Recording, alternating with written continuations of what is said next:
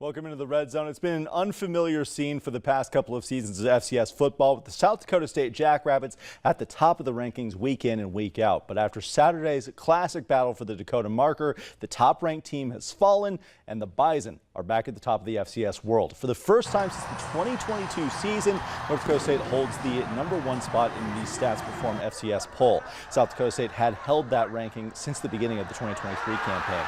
This comes after North Dakota State's 13-9 win over the Jacks on Saturday, snapping a 5-game losing skid to their biggest rivals and bringing the Dakota marker back to Fargo for the first time since 2019. The Bison now leading the pack, with Montana State and South Dakota State rounding out the top three. South Dakota still holding on to the 4th-ranked UC Davis right behind them. North Dakota also moving up, sitting in at #7 in the country.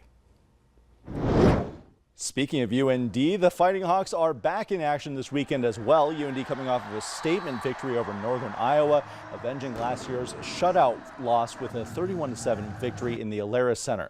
We talked to the team about how important that win was coming off of their loss to North Dakota State and what it does for them moving forward.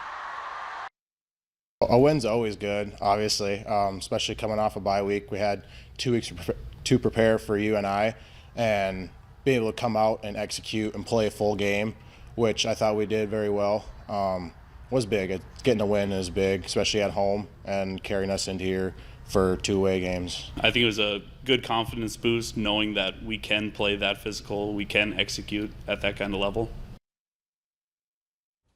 The Fighting Hawks now prepare to leave the state of North Dakota for the first time since their season opener, flying south to Youngstown, Ohio for a matchup with the Penguins.